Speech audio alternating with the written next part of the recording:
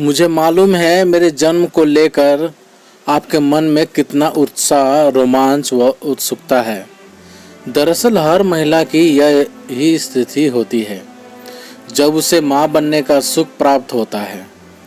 विधाता के अद्भुत सृजन को देख वह गदगद होती रहती है।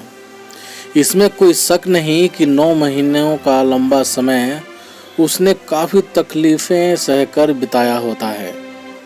उसे असहनीय प्रसव पीड़ा भी झेलनी पड़ती है, लेकिन परिणाम स्वरूप विधाता की अनुपम अद्भुत कृति पाकर वह सारी पीड़ा, दुख, तकलीफ पल भर में भूल जाती है। और फिर जब शिशु पुत्र हो तब तो उसकी प्रसन्नता का ठिकाना ही नहीं रहता। उसे लगता है उसके भाग्य खुल गए हैं, सारे जहां के सुख उसे प्राप्त हो गए हैं। हर ओर आनंद ही आनंद है, कहीं कोई दुख नहीं। मानो जीवन सफल हो गया पुत्र धन प्राप्त करके। मेरे जन्म को अभी कुछ समय बाकी है, लेकिन तुम तो खुशी से बोराई हुई हो। कारण तुम्हारा पहली बार मातृत्व सुख प्राप्त करना नहीं है, वह सुख तो तुम 3 बार प्राप्त कर चुकी हो, लेकिन उसे तुम सुख ही कहाँ मानती हो। तीनों बार लड़की पैदा करने के बाद कौन माँ स्वयं को सुखी मानने का नाटक कर सकती है। फिर हमारे यहाँ तो पुत्र न होने पर माँ बाप को तो मोक्ष ही प्राप्त नहीं होता। जब तक उनकी चिता को उनका पुत्र अग्नि न दे, उन्हें कैसे सद्गति प्राप्त होगी, उनकी आत्मा को कैसे शांति मिलेगी। यही तो सब कहते हैं, और तुम भी तो कहती थी। तभी तो 3 बेटियों के बाद पुत्र होने के मोह में तुमने एक एक करके 3 कन्या भ्रूणों की हत्या करवा दी। पहली भ्रूण हत्या के बाद तुमने राहत की सांस ली थी। चलो छुटकारा मिला मुसीबत से। बेटी को तुम भी तो मुसीबत ही समझती थी। तुम्हारी सहेली अर्चना ने कहा भी था, तेरी बेटियां कितनी गुणी, सुंदर और समझदार हैं, तुझे इनकी चिंता होनी ही नहीं चाहिए। आज के ज़माने में 3 बच्चे भी ज़्यादा हैं, फिर क्यों लड़के की चाह में परिवार असंतुलित कर रही है। लेकिन तुम्हें उसकी बातें पसंद नहीं आई। फट से जवाब दिया था, अगर तेरे घर पुत्र न होता तो तुझे मेरी तकलीफ का अंदाज़ा होता। तेरे तो दोनों बेटे हैं, तुझे क्या पता कि लड़की की माँ होना, वह भी 3-3 लड़कियों की, कितना तकलीफ देह होता है। ममता का हिलोरे खाता सागर एकदम से शांत होने लगता है। सारी कल्पनाएं दम तोड़ने लगती हैं जब एक के बाद एक लड़की पैदा होती है। लड़के की चाह में लंबा इंतजार करने के बाद जब लड़की गोद में आती है तो लगता है किसी ने ठग लिया है। नहीं, तू नहीं समझ सकती मेरी व्यथा को। दूसरी भ्रूण हत्या करवाने के बाद तुम उदास हो गई थी। घर आकर पापा के कंधे पर सिर रख कर फपक कर रो पड़ी थी। कब तक हम यूं ही लड़कियों की हत्याएं करवाते रहेंगे? क्या हम इतने बदकिस्मत हैं कि एक बेटे का मुख तक नहीं देख सकते? तब पापा ने तुम्हें धीरज बंधाते हुए कहा था, उस पर भरोसा रखो, उसके घर देर है पर अंधेर नहीं। हमारे घर भी बेटा जरूर पैदा होगा। बेटे की चाह में तुम इतनी बौरा गई कि विवेक बुद्धि ताक पर रख बाबाओं ओझाओं से झाड़ फूक तावीज बंधवाने लगी। तीर्थ यात्रा, पूजा पाठ, मिन्नतें, मनौतियाँ सभी कुछ आजमा डाला तुमने। यहाँ तक कि किसी के कहने पर पुत्र होने की शर्तिया दवा भी मंगाकर खा ली। इस दवा को गाय के दूध के साथ गर्भ धारण करने के 6 से 8 सप्ताह के भीतर खाने की हिदायत दी गई थी। तुमने दिशा निर्देशों का पालन करते हुए दवा भी खा ली। कितनी भोली और नासमझ हो माँ तुम भी। आप यह भी नहीं जानती कि बच्चे के लिंग का निर्धारण तो पहले दिन ही जब स्त्री पुरुष के बीज मिलते हैं तभी हो जाता है। दवा खाने के बाद तुम काफ़ी तनाव मुक्त भी हो गई थी, क्योंकि जिसने तुम्हें यह नुस्खा बताया था उसके अनुसार तो लड़का ही होता है। अब तुम दिन रात उठते बैठते पुत्र पैदा होने के सपने भी देखती रहती थी। यहाँ तक कि बेटे के लिए कपड़े खिलौने भी खरीदना शुरू कर दिए थे तुमने। तीनों बेटियां समझदार हो चुकी थीं। बड़ी 16 की थी तथा दोनों छोटी भी 12 व 9 की हो गई थी। तुम्हारे बदलते व्यवहार से वो भी परेशान थीं।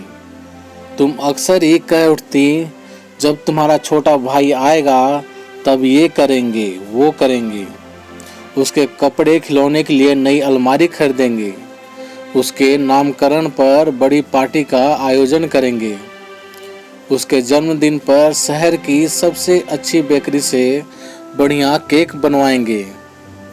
छोटी बेटी कौतूहल की मुद्रा में सारी बातें सुनती, फिर पूछ बैठती, माँ तुम हमारा जन्मदिन क्यों नहीं मनाती? तब तुम हताश और क्रोध से उबल पड़ती।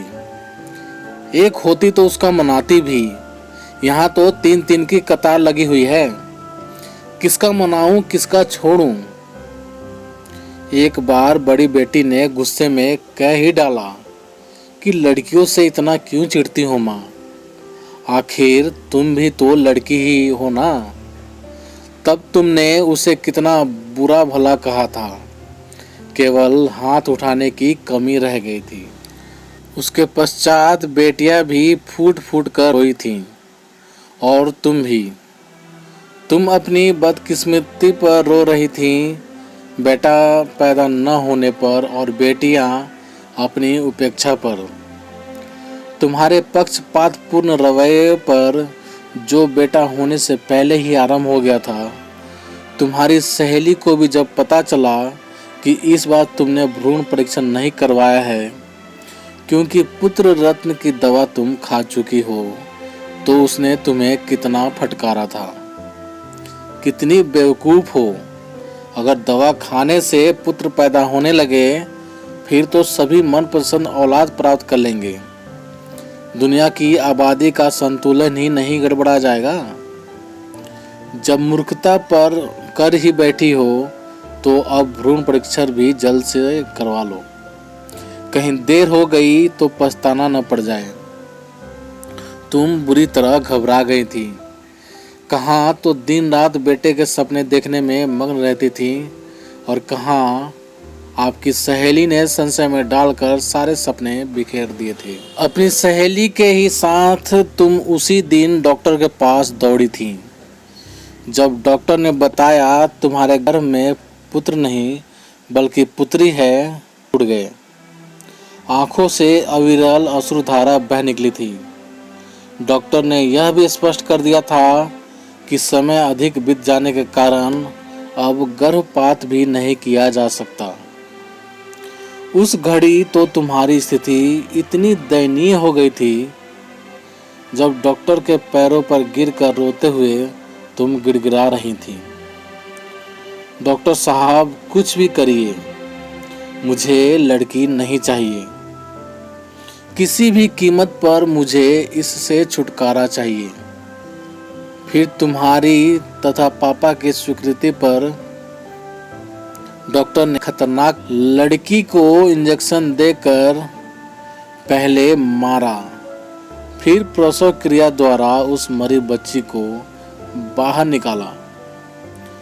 बाहर निकालने के लिए भी उसके अंगों को काटना छाटना पड़ा था। कितनी क्रूर हो गई थी तुम और तुम्हारी ममता। 2-3 दिन तुम्हें अस्पताल रहना पड़ा था। बड़ी बेटी को सारी बात समझ आ गई थी। तुम्हारे प्रति दया या तरस के स्थान पर उसके मन में घृणा के भाव पैदा हो गए थे। तभी तो उसने कितनी हिकारत से तुम्हें देखा था। तुम उसकी नज़रों का सामना नहीं कर पाई थी। चुपचाप आंखें बंद कर मुंह फेर लिया था। सहज होने के पश्चात कई बार तुमने फैसला किया अब कोई चांस नहीं लोगी। 3 बेटियों की हत्या की अपराधी बनने के बाद तुम डरने लगी थी अगर फिर लड़की हो गई तो। इसी कसम में 2 साल बीत गए थे। बेटियां भी फिर से तुमसे जुड़ने लगी थीं।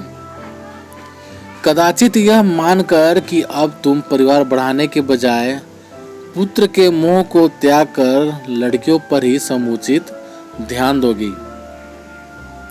पर पता नहीं विधाता भी क्या क्या खेल रचाते हैं।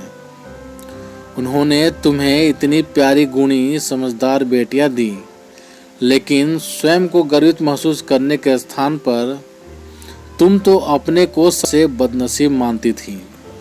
विधाता से सदा शिकायत थी तुम्हें कि उसने तुम्हें पुत्र सुख से वंचित रखकर तुम्हारे साथ बड़ा अन्याय किया है। फिर पता नहीं कैसे तुम्हारी कोख में मेरा अवतरण हो गया। जब तुम्हें मेरी उपस्थिति का एहसास हुआ तो तुम अपनी सहेली के पास दौड़ी। दोनों मिलकर डॉक्टर के पास गईं और भ्रूण परीक्षण के बाद जब डॉक्टर ने बधाई हो, इस बार आपकी मुराद पूरी हो गई, शिशु लड़का है, तो मारे खुशी के तुम रो पड़ी थी। तुमने दोबारा पूछा था, डॉक्टर साहब ठीक से देखा ना आपने, लड़का ही है ना? डॉक्टर मुस्कुरा दिया था। उसकी स्वीकृति पर तुम अपनी सहेली के गले से लिपट गई थी। कंठ अवरुद्ध हो गया था और तुम कुछ बोल नहीं पा रही थी। लगभग 20 वर्षों की तुम्हारी लालसा पूर्ण होने जा रही थी। पल भर में ही तुम्हारी विधाता से की गई तमाम शिकायतें आभार में परिवर्तित हो गई थी। आपकी सहेली ने भी बधाई देते हुए तुम्हारी पीठ थपथपाई थी। माँ, तुम्हारे संबंधियों रिश्तेदारों में ऐसे बेटों की कमी नहीं रही जिन्होंने माँ बाप के बुढ़ापे की लाठी बनने के स्थान पर उन्हें वृद्धाश्रम भेज दिया। उनकी संपत्ति जबरन हथिया ली, उन्हें दर दर की ठोकरें खाने को मजबूर किया, उनसे संबंध तोड़ लिए। एक के बेटे ने तो संपत्ति के लिए बाप की हत्या ही कर डाली। क्या तुम यह सब नहीं जानती? बहुत अच्छी तरह जानती थी, लेकिन तुम परंपराओं की परिपाटी से बाहर नहीं आना चाहती थी। लड़के के बिना वंश कैसे चलेगा, यही दलील थी ना तुम्हारी। अच्छा बताओ, पापा अपने दादा परदादा का नाम या उनके बारे में कुछ बता सकते हैं? नहीं ना? फिर किस वंश परंपरा को चलाने की तुम्हें चिंता लगी रहती थी? अब कोख में मेरे आ जाने से तुम चिंता मुक्त हो गई हो कि तुम्हारा वंश चलता रहेगा, तुम्हारे बुढ़ापे का सहारा आ जाएगा, तुम्हें मृत्यु के बाद सद्गति प्राप्त होगी, परलोक सुधर जाएगा, कोई तुम्हें निपुति नहीं कहेगा। खुशी से तुम बौरा रही हो, जैसे पहली बार मातृत्व सुख प्राप्त हो रहा हो।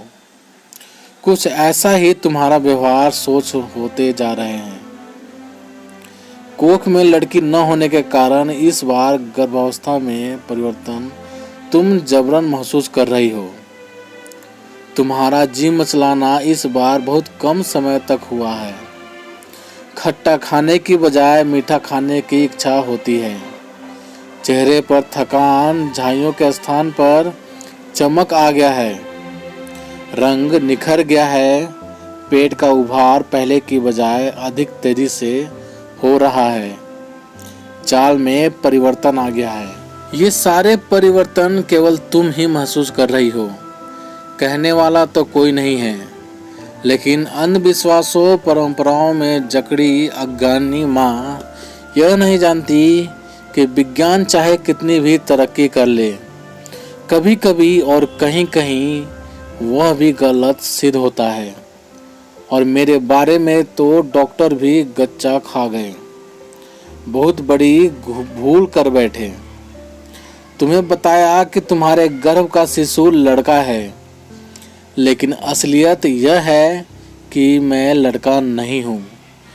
मेरे जन्म के बाद खुशियाँ मनाने के बड़े बड़े ख्वाब तुमने देख डाले हैं, योजनाएं बना रखी हैं।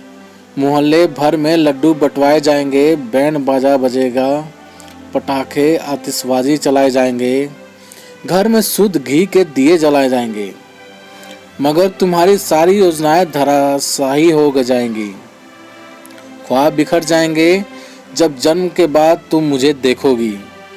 कभी कभी नियति भी ऐसा अनहोनी घटनाएं प्रस्तुत कर देती हैं जिसे देख मानना पड़ता है कि होनी बड़ी बलवान है। मुझे देखने के बाद तुम तो गज खाओगी ही। मोहल्ले बिरादरी के लोगों के बीच भी हड़कंप सा मच जाएगा। मजमा लग जाएगा तुम्हारे घर मुझे देखने के लिए, और आनन फानन में तालियां पीटते गाने वालों की जमात पहुंच जाएगी अपनी बिरादरी के बच्चे को ले जाने की उनकी कोशिश होगी, और तुम्हारी हालत सांप छुछुंदर सी होगी। शायद विधाता ने 3 लड़कियों की हत्या के तुम्हारे अपराध के दंड स्वरूप मुझ जैसे मानव को तुम्हारी कोख में डाल दिया। ऐसे मानव की उत्पत्ति के कारण का जवाब तो डॉक्टरों के पास भी नहीं है, लेकिन उस अदृश्य शक्ति या होनी अथवा विधाता कह लें कि आगे किसी की नहीं चलती। औलाद चाहे लड़का हो या लड़की, बदकिस्मती से मेरी तरह माँ के प्रति मोह प्यार तो उसे होता ही है।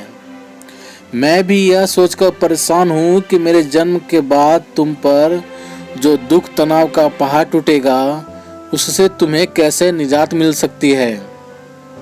मेरे कारण लोग तुम पर ताने मारें और तुम्हें शर्मसार होना पड़े, यह मुझे कैसे मंजूर होगा। तुम, पापा और मेरी बहनें लोगों के व्यंग बाण से कैसे बच सकते हैं, मुझे यही चिंता सताई जा रही है। कल्पना में मुझे दिखाई दे रहा है, लोग मुझे देखकर हंस रहे हैं, तुम्हें पूछ रहे हैं तुम्हारे घर लड़का पैदा हुआ है ना, यही है वो लड़का, ऐसा होता है लड़का। हाँ हाँ हाँ, जैसे किसी समझदार बच्चे की निकर उतार दोस्त उसे कहते हैं नंगा सेम सेम, मुझे भी वही व्यंग ताने सुनाई दे रहे हैं, सेम सेम सेम। बहनों की सहेलियां मुंह छिपाकर हंस रही हैं, तेरे घर भाई पैदा हुआ है, क्या सचमुच वो लड़का है। पापा अपने भाग्य को कोस रहे हैं, पता नहीं किन पापों की सजा है ये। बस माँ, अब मुझसे और नहीं देखा जा रहा। पूरे परिवार को नारकीय जीवन की भट्टी में नहीं झोंका जा सकता। मैंने बहुत सोच समझ कर निर्णय कर लिया है। सभी को जिल्लत भरी जिंदगी से उबारने का एक ही रास्ता है, मेरे जन्म को रोकना। इसे तुम तो करोगी नहीं, क्योंकि तुम तो लड़के की गलत फहमी में पुलकित हो रही हो। अतः यह कार्य मैं खुद ही कर रहा हूँ। तुम्हारी कोख में मैं आत्महत्या कर रहा हूँ। अलविदा। दोस्तों, आपको ये कहानी कैसी लगी कमेंट करके हमें ज़रूर बताना। यदि कहानी आप सभी को पसंद आई हो तो लाइक करना, शेयर करना, और चैनल पर नए हो तो प्लीज़ चैनल को सब्सक्राइब भी ज़रूर कर लेना। तो चलिए दोस्तों, मिलते हैं आप सभी से एक और नई कहानी के साथ। तब तक के लिए नमस्कार।